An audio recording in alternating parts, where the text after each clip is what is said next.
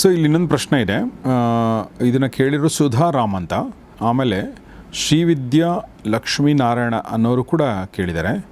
ಬಹುಶಃ ಇನ್ನೊಂದಷ್ಟು ಜನ ಕೇಳಿದ್ದಾರೆ ಅನಿಸುತ್ತೆ ಈ ಒಂದು ಪ್ರಶ್ನೆನ. ಆ ಪ್ರಶ್ನೆ ಏನಂತಂದರೆ, ದುರ್ಯೋಧನನ ಆಡಳಿತ ಹೇಗಿತ್ತು? ಈಗ ದುರ್ಯೋಧನ ರಾಜ ಅಲ್ಲ, ಆದರೂ ಕೂಡ ಡಿಫ್ಯಾಕ್ಟೋ ರಾಜ ಅವನೇ, ಡಿ ಜೂರ್ ಧೃತರಾಷ್ಟ್ರ ಆಗಿದ್ದರೂ ಕೂಡ. ಹೀಗಾಗಿ ಆತ ತನ್ನ ಜನರನ್ನು ಹೇಗೆ ನೋಡ್ಕೊಳ್ತಾ ಇದ್ದ, ಪ್ರಜೆಗಳ ಭಾವನೆ ಹೇಗಿತ್ತು ಅನ್ನೋದು ಪ್ರಶ್ನೆ ಸರ್. ಇದೇ ಪ್ರಶ್ನೆನ ಸುದರ್ಶನ್ ಅವರು ಕೂಡ ಕೇಳಿದ್ದಾರೆ. ಸ್ವಲ್ಪ ಮುಂದುವರಿಸ್ಬಿಡ್ತೀನಿ. ಅವನು ಕೆಟ್ಟ ರಾಜನಾಗಿದ್ದರೆ ಅವನು ಇಷ್ಟೊಂದು ದೊಡ್ಡ ಸೈನ್ಯವನ್ನು ಕಟ್ಟಕ್ಕೆ ಆಗ್ತಿರ್ಲಿಲ್ಲ, ಅವನಿಗೆ ಇಷ್ಟೊಂದು ಜನ ರಾಜರು ಕೂಡ ಸಪೋರ್ಟ್ ಮಾಡೋಕ್ಕಾಗ್ತಿರಲಿಲ್ಲ, ಹೀಗಾಗಿ ಆತ ಒಳ್ಳೆ ರಾಜನೇ ಇದ್ದಿರಬಹುದು.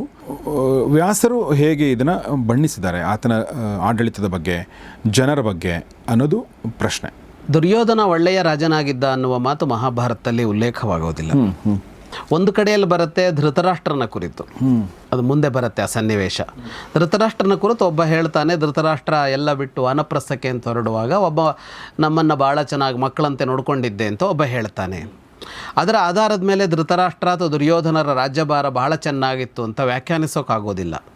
ಯಾಕೆಂದರೆ ಅದೊಂದು ಭಾವನಾತ್ಮಕವಾದ ಸನ್ನಿವೇಶ, ಅವನು ಬಿಟ್ಟು ಹೊರಡ್ತಾ ಇದ್ದ ಆಗ ಬಂದ ಮಾತು. ಮತ್ತು ಎಲ್ಲೂ ಕೂಡ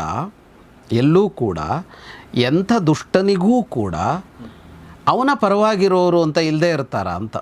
ಹಾಗಾಗಿ ಸಮೂಹ ಏನು ಹೇಳುತ್ತೆ ಅನ್ನೋದು ಮುಖ್ಯವೇ ಹೊರತು ಯಾರೋ ಒಬ್ಬ ಏನು ಹೇಳ್ತಾನೆ ಅನ್ನೋದು ಮುಖ್ಯ ಅಲ್ಲ. ಸಮೂಹ ಅಂತ ತೆಗೆದುಕೊಂಡಾಗ ಅವರ ಪರವಾಗಿ ಪ್ರಜೆಗಳು ಯಾವತ್ತೂ ಇರಲಿಲ್ಲ. ಅದಕ್ಕೆ ಹಲವು ಸನ್ನಿವೇಶಗಳಲ್ಲಿ ನಮಗೆ ಕಾಣಸಿಗುತ್ತೆ ಅಂಶಗಳು. ಮೊಟ್ಟ ಮೊದಲಿಗೆ ಗುರುಕುಲದ ವಿದ್ಯಾಭ್ಯಾಸ ಮುಗಿತಾ ಇದ್ದ ಹಾಗೇ ಯುಧಿಷ್ಠಿರ ರಾಜನಾಗಬೇಕು ಅನ್ನೋ ಮಾತನ್ನಾಡೋದಕ್ಕೆ ಆರಂಭ ಮಾಡಿದ ಪ್ರಜೆಗಳು. ಅರಮನೆಯಲ್ಲಿ ಇನ್ನೂ ಆರಂಭವೇ ಆಗಿರಲಿಲ್ಲ ಚರ್ಚೆ. ತುಂಬ ಮೊದಲೇ ಈ ದುರ್ಯೋಧನ ಅವರನ್ನು ಅರಗಿನ ಅರಮನೆಗೆ ಹೋಗಿ ಸುಟ್ಟು ಬಿಡ್ತೀನಿ ಅಂತ ಹೊರಟಿದ್ದು ಅದೇ ಕಾರಣಕ್ಕೆ. 4 ಜನ ಸೇರಿದ್ರು ಅಂದರೆ ಎಲ್ಲಿ ಜನ ಸೇರಿದ್ರು ಮಾತೇನು ಅಂದರೆ, ಪಾಂಡು ನಮ್ಮ ರಾಜನಾಗಿದ್ದ, ಈಗ ಅವನ ಮಗನೇ ನಮಗೆ ರಾಜನಾಗಬೇಕು ಅನ್ನೋ ಮಾತುಕತೆಗಳು ಬರ್ತಾ ಇತ್ತು. ಪಾಂಡುವಿನಂತಾನೇ ಇದ್ದಾನೆ ಅವನು ಯುಧಿಷ್ಠಿರ, ಅದ್ಭುತ ಮನುಷ್ಯ, ಅವನೇ ರಾಜನಾಗಬೇಕು ಅನ್ನೋ ಮಾತು ಪ್ರಜೆಗಳಲ್ಲಿತ್ತು. ಅವತ್ತೇ ಅವರಿಗೆ ನಿರೀಕ್ಷೆ ಇತ್ತು. ಪಾಂಡು ರಾಜನಾಗಿದ್ದ, ಪಾಂಡು ನಮ್ಮ ರಾಜ ಅಂತ ಹೇಳುವಾಗ ಧೃತರಾಷ್ಟ್ರರನ್ನು ಸ್ವೀಕಾರ ಮಾಡಲಿಲ್ಲ ಅನ್ನೋದು ಕೂಡ ಗೊತ್ತಾಗುತ್ತೆ ನಮಗಲ್ಲಿ. ಈಗ ಪಾಂಡು ಬಿಟ್ಟು ಹೋಗಿ ಧೃತರಾಷ್ಟ್ರ ರಾಜನಾಗಿ ಬಹಳ ಕಾಲ ಆಗಿದೆ. ಇವರ ವಿದ್ಯಾಭ್ಯಾಸ ಮುಗಿಯುವಾಗ 20-25 ವರ್ಷ ಆಗಿರಬಹುದು. ಅಷ್ಟು ವರ್ಷ ಧೃತರಾಷ್ಟ್ರ ರಾಜನಾಗಿದ್ದರೂ ಕೂಡ ಅವರ ಮನಸ್ಸಿನಲ್ಲಿ ನಮ್ಮ ರಾಜ ಪಾಂಡು ಅಂತಲೇ ಇದೆ. ಪಾಂಡುವಿನ ಅನುಪಸ್ಥಿತಿಯಲ್ಲಿ ಇವನು ಕುತ್ಕೊಂಡಿದ್ದಾನೆ ಅಂತಲೇ ಭಾವಿಸ್ತಾ ಇದ್ದಾರೆ ಅವನನ್ನು. ಹಾಗಾಗಿ ಅವರು ಅವನನ್ನು ಒಪ್ಪಿಲ್ಲ ಅಂದರೆ ಯಾಕೆ ಒಪ್ಪಿಲ್ಲ ಅನ್ನೋ ಪ್ರಶ್ನೆ ಬರುತ್ತೆ. ಯಾಕೆ ಒಪ್ಪಿಲ್ಲ ಅಂತ ಅಂದರೆ, ಪಾಂಡು ಹೇಗೆ ರಾಜ್ಯಭಾರವನ್ನು ಮಾಡ್ತಾ ಇದ್ನೋ ಆ ತರಹದಲ್ಲಿ ಅವನು ಮಾಡಿಲ್ಲ ಅಂತ ಅರ್ಥ. ಅದರ ಅರ್ಥ ಅರಾಜಕವಾದ ವ್ಯವಸ್ಥೆ ಬಂದಿತ್ತು ಅಂತೇನೂ ಅಲ್ಲ. ಅಲ್ಲಿ ಹೇಗೆ ಅಂತ ಕೇಳಿದರೆ, ಈಗ ಅವ್ರ ಕೈಯಲ್ಲಿ ಮಾತ್ರ ಇಲ್ಲ, ಅಲ್ಲಿ ಈ ಎಲ್ಲ ತರಹದವರು ಇದ್ದಾರೆ ಅಲ್ಲಿಗ. ಈಗ ವಿದುರ ಇದ್ದಾನೆ ಅಲ್ಲೇ, ಭೀಷ್ಮ ಇದ್ದಾನೆ ಅಲ್ಲಿ. ಈಗ ವಿದುರನೇ ಪ್ರಧಾನ ಮಂತ್ರಿಯ ಸ್ಥಾನದಲ್ಲಿದ್ದವನು. ಅವರೆಲ್ಲ ಇದ್ದಾಗ ಪ್ರಜೆಗಳ ವ್ಯವಸ್ಥೆಯನ್ನು ಎಷ್ಟೋ ಚೆನ್ನಾಗಿ ನೋಡ್ಕೊಂಡು ಹೋಗಿರ್ತಾರೆ ಅವರು. ಹಾಗಾಗಿ ಪ್ರಜೆಗಳ ಬದುಕು ಏನೋ ಸಂಕಷ್ಟಕ್ಕೀಡಾಗ್ಬಿಟ್ಟಿತ್ತು ಅಂತೇನೂ ಅಲ್ಲ. ಆದರೆ ಇವನು ಒಳ್ಳೆಯವನಲ್ಲ ರಾಜ ಅನ್ನೋ ಅಂಶ ಧೃತರಾಷ್ಟ್ರನ ಬಗ್ಗೆ ಇತ್ತು. ಮುಂದೆ ಜೂಜಾಟ ಮುಗಿದು ಪಾಂಡವರು ವನಕ್ಕೆ ಹೊರಡ್ತಾರಲ್ಲ, ಪಾಂಡವರ ಜೊತೆಗೆ ಹಾಸ್ತಿನಪುರದ ಇಡೀ ಪ್ರಜಾಸ್ತೋಮ ಹೊರಟು ಬಿಡ್ತು ಅನ್ನುವ ಮಾತು ಬರುತ್ತೆ. ಒಂದು ದೊಡ್ಡ ಸನ್ನಿವೇಶವೇ ಇದೆ ಅಲ್ಲಿ. ಎಲ್ಲರೂ ಎದ್ದು ಹೊರಟರು ಅಂತ. ಇಂದ್ರಪ್ರಸ್ಥದವರಲ್ಲ, ಇಂದ್ರಪ್ರಸ್ಥದ ಪ್ರಜೆಗಳಲ್ಲೇ ಇದ್ದರು. ಈಗ ಯುಧಿಷ್ಠಿರ ಇಂದ್ರಪ್ರಸ್ಥದಲ್ಲಿ ಆಳ್ತಾ ಇದ್ದ.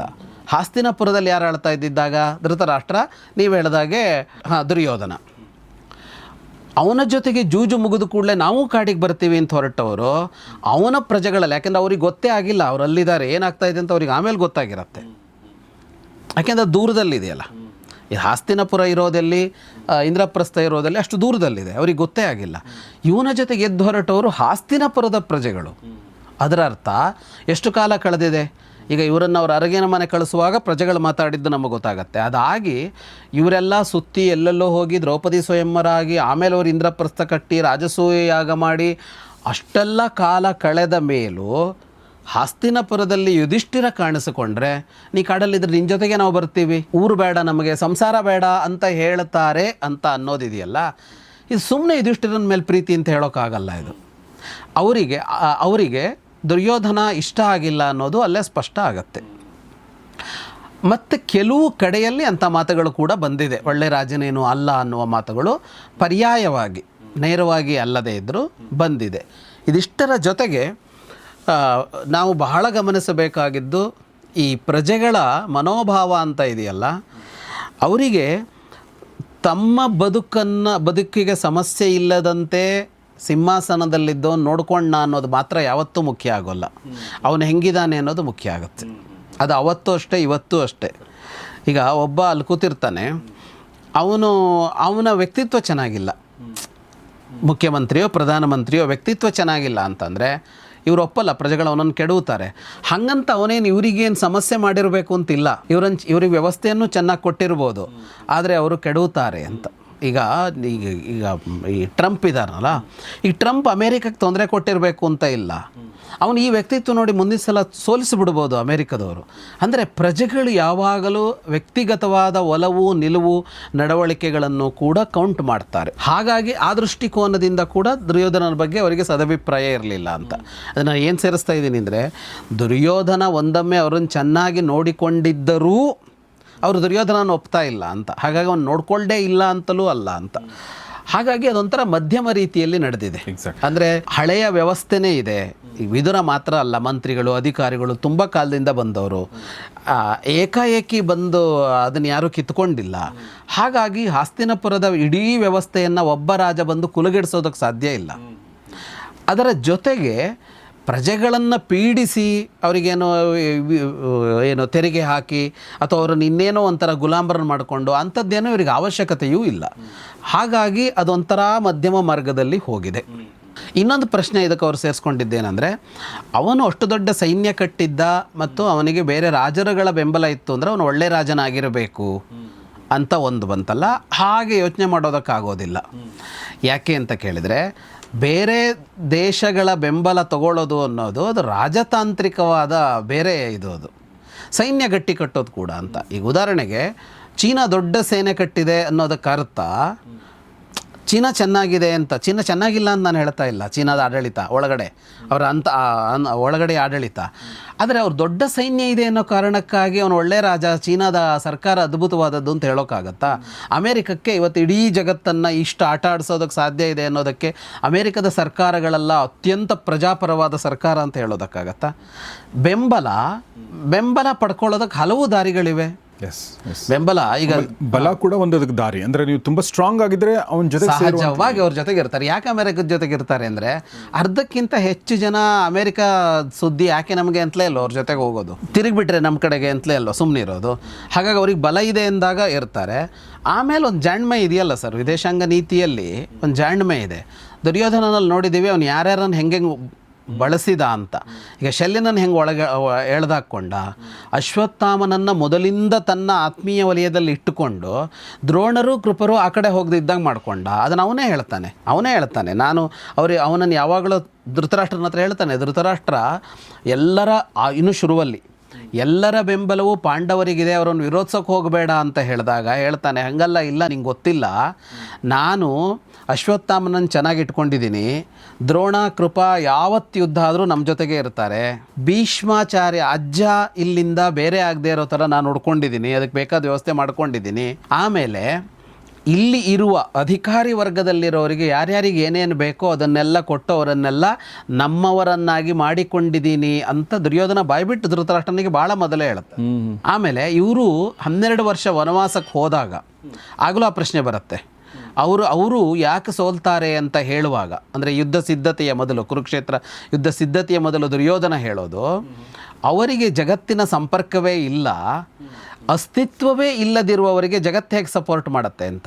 ಸರಿ, 2 ದೇಶಗಳ ನಡುವೆ ಯುದ್ಧ ನಡೀತಾ ಇದ್ದರೆ, ಇರಾನು ಅಥವಾ ಅಮೇರಿಕದ ಜೊತೆ ನಡೀತಾ ಇದೆ, ರಷ್ಯಾ ಯುಕ್ರೇನ್ ಜೊತೆ ನಡೀತಾ ಇದ್ದರೆ ಸರ್, ಆ ದೇಶಕ್ಕೆ ಒಂದಿಷ್ಟು ಜನ, ಈ ದೇಶಕ್ಕೆ ಒಂದಿಷ್ಟು ಜನ ಬೆಂಬಲಕ್ಕೆ ನಿಲ್ಬೋದು. ಪಾಂಡವರು ಯಾವ ದೇಶ ಅವತ್ತು? ದೇಶನೇ ಇಲ್ಲ, ಒಂದು ಗುಂಪು ಅಂತ ಅರ್ಥ ಅಷ್ಟೇ. ಈಗ ಯಾವುದೋ ಒಂದು ದೇಶದ ಒಳಗಿನ ಒಂದು ಗುಂಪು ಆ ದೇಶದ ಪ್ರಭುತ್ವಕ್ಕಾಗಿ ಹೋರಾಟ ಆರಂಭ ಮಾಡಿದ್ರೆ ಹೊರ ಜಗತ್ತು ಅವ್ರಿಗೆ ಸಪೋರ್ಟ್ ಕೊಡೋಕ್ಕೆ ಹೋಗಲ್ವಲ್ಲ. ಹಾಗಾಗಿ ಅವನು ಹೇಳ್ತಾನೆ, ರಾಜರುಗಳನ್ನೆಲ್ಲ ನಾನು ಅವರು ಕಾಡಿಗೆ ಹೋದ ಇಷ್ಟೂ ಸಂದರ್ಭದಲ್ಲಿ ಅವರುಗಳನ್ನೆಲ್ಲ ಏನೇನು ಮಾಡಬೇಕೋ ಹಾಗೆ ಮಾಡಿ ನನ್ನ ಪಕ್ಷದಲ್ಲಿ ಇಟ್ಕೊಂಡಿದ್ದೀನಿ ಅಂತ ಧೃತರಾಷ್ಟ್ರನಿಗೆ ಹೇಳ್ತಾನೆ ಅವನು. ಹಾಗಾಗಿ 11 ಅಕ್ಷೌಹಿಣಿ ಸೈನ್ಯ ದುರ್ಯೋಧನನ ಜೊತೆಗೆ ಬಂದಿದ್ದು ಅವನ ತಂತ್ರಗಾರಿಕೆಯಿಂದ. 7 ಅಕ್ಷೌಹಿಣಿ ಸೈನ್ಯ ಪಾಂಡವರ ಜೊತೆಗೆ ಬಂದಿದ್ದು ಬಹಳ ವಿಶೇಷ. ಅಲ್ಲೂ ಗಮನಿಸಬೇಕಾದದ್ದು ಬೇರೆ ರಾಜರುಗಳೇನು ತುಂಬ ಬಂದಿಲ್ಲ. ಅಲ್ಲಿ ಬಂದವರು ದೃಪದ, ವಿರಾಟ, ಇವರು ಹತ್ತಿರದ ಸಂಬಂಧಿಕರೇ. ಅವನು ಎಂಥ ಜಾಣ ಅಂದರೆ ಹೋಗಿ ಯಾದವ ಸೇನೆನೇ ತನ್ನ ಕಡೆ ತಂದ್ಕೊಂಡವನಲ್ವ ದುರ್ಯೋಧನ, ಇನ್ಯಾರೂ ಬೇಡ. ಕೃಷ್ಣನ ಸೇನೆಯೇ ಕೃಷ್ಣನ ಜೊತೆಗಿಲ್ಲ, ದುರ್ಯೋಧನನ ಪರವಾಗಿ ಹೋರಾಡುತ್ತೆ. ಅದರ ಅರ್ಥ ಯಾದವರಿಗೆ ಅವನ ಬಗ್ಗೆ ಒಲವಿದೆಯಾ? ಕೃಷ್ಣ ಅವನನ್ನು ಒಪ್ಕೋತಾನಾ? ಇಲ್ಲ, ಒಪ್ಕೊಳ್ಳಲ್ಲ. ಅಲ್ಲಿ ಬಲರಾಮನನ್ನು ಹೊರತುಪಡಿಸಿ ಮತ್ತಾರು ದುರ್ಯೋಧನನ್ನು ಒಪ್ಪಲ್ಲ ಯಾದವ ವೀರರು. ಆದರೂ ಬೆಂಬಲ ಅವನಿಗೆ ಅಂತ. ಇದು ವಿದೇಶಾಂಗ ನೀತಿ ದುರ್ಯೋಧನನದ್ದು. ಇನ್ನೊಂದು ವಿಚಾರ ನನಗನ್ಸೋದು ಏನಂತಂದರೆ, ಇದು ಒಂದು ಶ್ರೀಮಂತ ರಾಜ್ಯ ಆಗಿರೋದ್ರಿಂದ ತುಂಬ ಇದು. ಸೊ ಇಲ್ಲಿ ಏನಂತಂದರೆ ವ್ಯವಸ್ಥೆ ಯಾವ ಥರ ಇದೆಯೋ ಆ ಥರ ಹೋದರೂ ಕೂಡ ಪ್ರಜೆಗಳಿಗೇನು ಸಮಸ್ಯೆ ಇಲ್ಲ ಅಲ್ವಾ? ಪ್ರಜೆಗಳಿಗೆ ತೊಂದರೆ ಆಗೋದು ಯಾವಾಗ ಅಂತಂದರೆ, ಸಂಕಷ್ಟ ಆಗೋದು ಯಾವಾಗ ಅಂತಂದರೆ, ಒಂದು ಸಂಕಷ್ಟದ ಕಾಲದಲ್ಲಿ ಒಬ್ಬ ರಾಜ ತನ್ನ ಪ್ರಜೆಗಳನ್ನ ಹೇಗೆ ನೋಡ್ಕೊಳ್ತಾನೆ ಅನ್ನೋದು ಪ್ರಶ್ನೆ. ಇಲ್ಲಿ ಸಂಕಷ್ಟ ಏನೂ ಇಲ್ವಲ್ಲ, ಏನಿಲ್ಲ. ಸೊ ಹೀಗಾಗಿ ಅವ್ರನ್ನ ಸುಮ್ಮನೆ ಬಿಟ್ಟರು ಕೂಡ ಅವ್ರು ಚೆನ್ನಾಗಿರ್ತಾರೆ ಅಲ್ವಾ? ನೀವು ಹೇಳಿದ್ದು ತುಂಬ ಒಳ್ಳೆ ಪಾಯಿಂಟ್. ಅದಂದರೆ ನಮ್ಮ ಲೈಫಿಗೆ ಏನೂ ಮಾಡಿಲ್ಲ ಆದರೂ ಕೂಡ ಆತ ಸರಿ ಇಲ್ಲ ಅಂತ ಇದೆಯಲ್ಲ, ಅದು ಮ್ಯಾಟ್ರ್ ಆಗುತ್ತೆ ಅಲ್ವಾ? ನಮ್ಗೆ ಒಳ್ಳೇದು, ಈಗ ನಮ್ಗೆ ಒಳ್ಳೇದು ಮಾಡಿದ್ರು ಕೂಡ ಒಬ್ಬ ಕೆಟ್ಟ ರಾಜನನ್ನು ಕೆಡಬಹುದು. ಓಕೆ, ಸಂಕಷ್ಟಕ್ಕೆ ಒಂದು ಹಂತಕ್ಕೆ ಸಂಕಷ್ಟ ಬಂದರೂ ಕೂಡ ಒಳ್ಳೆ ರಾಜ ಇದ್ದರೆ ಆತನ ಉಳಿಸ್ಬೋದು. ಯಾವುದು ಬರಗಾಲ ಬಂದಿದೆ, ಯುದ್ಧ ಬಂದಿದೆ ಅನಿವಾರ್ಯವಾಗಿ ಅಂತ ಅಂದ್ಕೊಳ್ಳಿ, ಪ್ರಜೆಗಳು ಸಂಕಷ್ಟದಲ್ಲೂ ಕೂಡ ರಾಜನ ಜೊತೆಗೆ ನಿಲ್ಲುವ ಉದಾಹರಣೆಗಳಿದೆ ಅಲ್ವಾ? ಸೊ ಹಾಗೆ ಇಲ್ಲಿ ಇಟ್ಸ್ ನಾಟ್ ಅಬೌಟ್ ಅವ್ರಿಗೆ ಏನು ತೊಂದರೆ ಕೊಟ್ಟರು, ಅವರು ಅಲ್ಲಿ ಸುಭಿಕ್ಷವಾಗಿತ್ತು ಹೀಗಾಗಿ ಚೆನ್ನಾಗಿದ್ರು, ಅದರ ಅರ್ಥ ಅವ್ರ ಜೊತೆಗಿದ್ರು ಅಂತಲ್ಲ. ಆಮೇಲೆ ಅದು ಪ್ರಜಾಪ್ರಭುತ್ವ ಅಲ್ಲ, ಹೀಗಾಗಿ ಅಲ್ಲೇನು ಚುನಾವಣೆ ಏನೂ ಮಾಡೋಕ್ಕೂ ಆಗ್ತಿರ್ಲಿಲ್ಲ. ರಾಜನ್ ಏನು ಬದಲಾಯಿಸೋ ವಿಷಯ ಇಲ್ಲ, ಅವರು ಮಾತಾಡ್ಕೋಬೋದು ಅಷ್ಟೇ. Yes sir. ಇದಕ್ಕೆ ಸಂಬಂಧಪಟ್ಟಂತೆ ಇನ್ನೊಂದು ಕಥೆ ಇದೆ, ನೀವು ಕೂಡ ಹೇಳಿದ್ರಿ ಇದನ್ನು. ಅಂದರೆ ಅದು ಹೇಗೆ ಅಂತಂದರೆ, ಅದು ಹಾಗೇನು ಉಪಕಥೆನೇ ಮಹಾಭಾರತದಲ್ಲಿ ಇಲ್ಲ, ಮೂಲ ಮಹಾಭಾರತದಲ್ಲಿ. ಒಬ್ಬರು ಕೇಳ್ತಾರಂತೆ ಯುಧಿಷ್ಠಿರನಿಗೆ, ಜನ ಎಲ್ಲ ಹೇಗಿದ್ದಾರೆ ಅಂದರೆ, ಜನ ಎಲ್ಲ ತುಂಬ ಒಳ್ಳೆಯವರು, ತುಂಬ ಒಳ್ಳೆ ಕೆಲಸ, ತುಂಬ ಒಳ್ಳೆ ಮನಸ್ಸಿನವರು ಅಂತ ಯುಧಿಷ್ಠಿರ ಹೇಳ್ತಾ, ದುರ್ಯೋಧನ ಕೇಳಿದರೆ ಜನ ಎಲ್ಲ ತುಂಬ ಕೆಟ್ಟವರು ಅಂತ ಹೇಳಿದ್ನಂತೆ. ಸೊ ಹಾಗೆ ದೃಷ್ಟಿ ಅಂತ ಸೃಷ್ಟಿ. ಸೊ ಅಂದರೆ ಇವನು ಚೆನ್ನಾಗಿಲ್ಲ, ಹಿಂಗಾಗಿ ಅವನಿಗೆ ಜನನೂ ಚೆನ್ನಾಗಿಲ್ಲ ಅಂತ ಅನ್ಸುತ್ತೆ. ಎಸ್.